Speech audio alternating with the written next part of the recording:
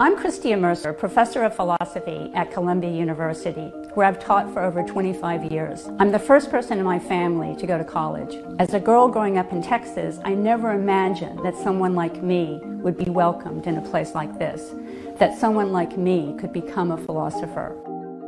During my time at Columbia, I've been fortunate to win academic prizes and teaching awards. But the most important philosophy that I've done in my life was in prison. This night of philosophy is devoted to closing the distance. As radical as our distances can be, whether cultural, political, economic, or religious, we human beings always reflect on fundamental philosophical questions about what it means to be human, about the proper goals of life, and how to achieve them. I'm devoted to use the power of philosophy to close the distance. In that spirit, I created a program called Just Ideas.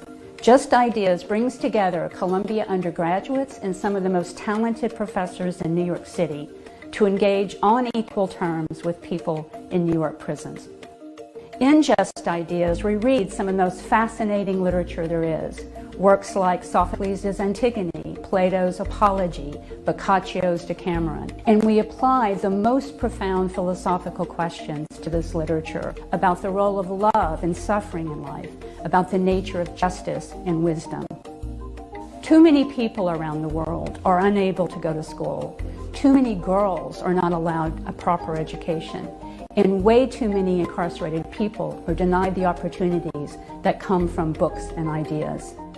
There are over 2 million incarcerated people in the United States, which imprisons a higher percentage of its citizens than any other country in the world. A majority of these people are Black or Latino.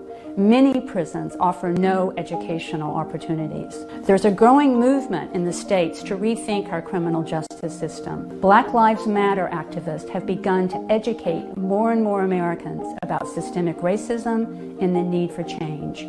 Many of us see educational justice as crucial to equality. I met Aisha Elliott in the first class I ever taught in prison. The class discussed one of the most difficult of ancient tragedies, Aeschylus's The Oresteia, a series of plays about homicide, matricide, and the precarity of justice. When Aisha was released after 25 years in prison, she published an essay explaining that it was her philosophy courses that helped her find her voice. Philosophy was, in her words, transformative. My Just Ideas program now offers courses in the Metropolitan Detention Center, a maximum security federal prison in Brooklyn, New York. In our very first class there, I taught the Epic of Gilgamesh, a work so old it was written on clay tablets. It's a story of male violence and friendship, and it resonated profoundly with the men in the class. As one young man explained, the epic's treatment of ideas of loss and loyalty provoked him to see his past and his future in a new way. By asking students to read difficult literature and to debate the hardest of philosophical questions, our courses empower them to reimagine themselves in the world. I'd like to close my comments with a letter that I received this March after COVID brought our course to a sudden end. Dear Professor Mercer, thank you for teaching me something new.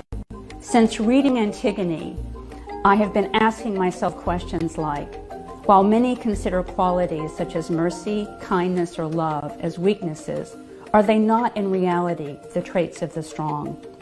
Even though I am hundreds of miles from home, you gave me a chance to feel free and human in a place that is not. Thank you for sharing your intellect, your ideas. Thank you, thank you. Philosophy matters. Asking hard philosophical questions matter. Closing the distance matters. And these things matter especially to incarcerated men and women. Thank you.